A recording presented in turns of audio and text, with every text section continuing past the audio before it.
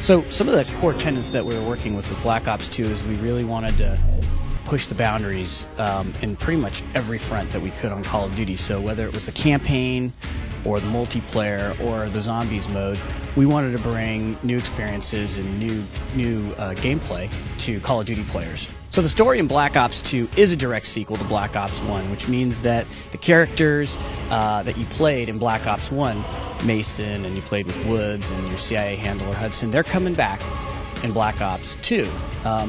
But the thing about Black Ops 2 is that it spans time and it spans generations. And while part of the game takes place in the first Cold War, towards the end of that period in the 1980s, late 80s, the other part, almost 2/3 of the game, takes place in the year 2025. And when you talk about, 2025 and you talk about Black Ops with, sort of the historical settings and the authenticity that we try and create, and then we weave our storyline and our fiction through that, that brings up a lot of questions about what is the year 2025 all about. And we did research on that, working with experts like Peter Singer, who's a senior fellow at the Brookings Institute, to help us craft a plausible near-future scenario where there is a second Cold War. So you have these parallel Cold Wars going on, and what you have is you have this villain, and he is at the center of this story. And in the first Cold War, as you play through the eyes of the characters that you played in the first Black Ops, you'll see how this villain's motivations came to being, how the monster was created.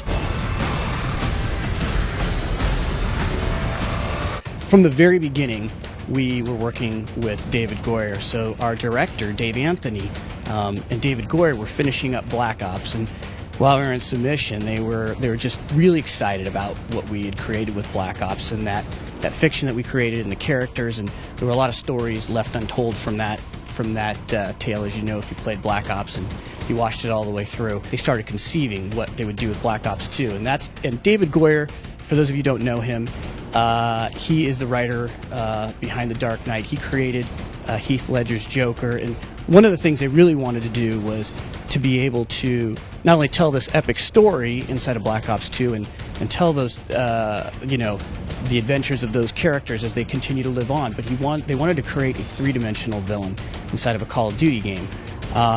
And they were kind of fascinated with that challenge, and they really wanted to have that character be at the center of this conflict inside of Black Ops 2. And what you'll see is that this villain is literally behind what's going on in this second Cold War as the game plays out.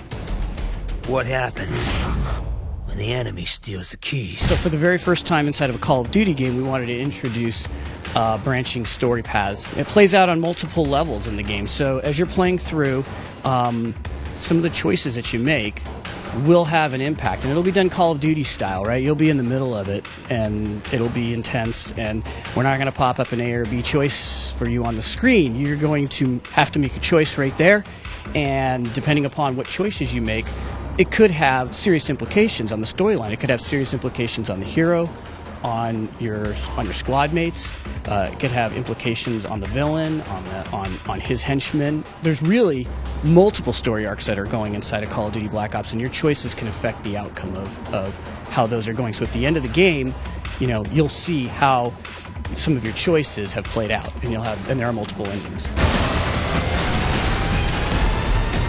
What we did is we wanted to create an entirely new mode.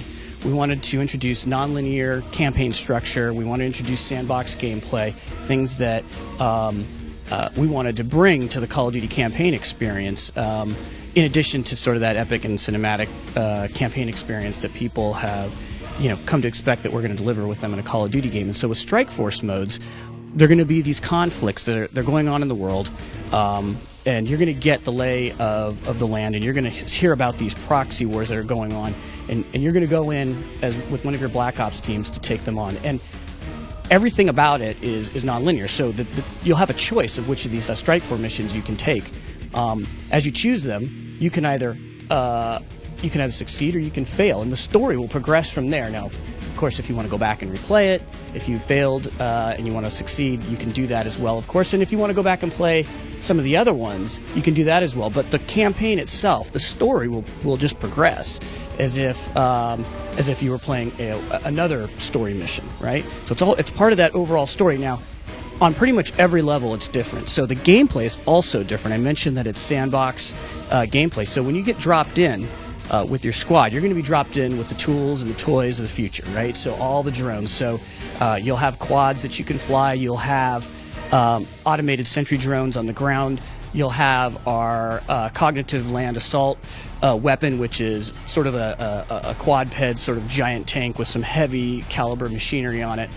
And you'll be able to take over any of those and play any of those at any time while you're playing a Strike Force level. You'll be able to move between different squad members. You'll be able to play the general on the battlefield. You can play from a tactical position. You can play the whole level from a tactical position. You can play it if you just like playing Call of Duty with the gun in your hand and you don't want to do any of the flying or the driving or the tactical. You can do that too. You can play it any way you want, and it'll play out differently. You can take on the objectives in whatever order you want on those levels. So it's sort of it's a great way for people to experience the campaign in an entirely different way than they've ever had with Call of Duty. We want to blow you guys away each and every time we make one of these games. But we also want to introduce some of these non-linear components and new campaign structure and introduce new gameplay in a way that may or may not make sense inside of sort of a more scripted cinematic experience. And so within the fiction, there's clearly this Cold War that's going on, this second Cold War in the future, and it makes sense that there'll be other things that'll be going on in the world, other hotspots where the black operations are going. And these are those missions that you get to play. And of course, as you're playing those will have an impact on the overarching Cold War, much like you would expect a conflict would. So it fits in nicely, but it also allows us the flexibility to be able to introduce all kinds of new gameplay and new gameplay structures to Call of Duty. They'll always need men like us, for those who are willing to do what others cannot.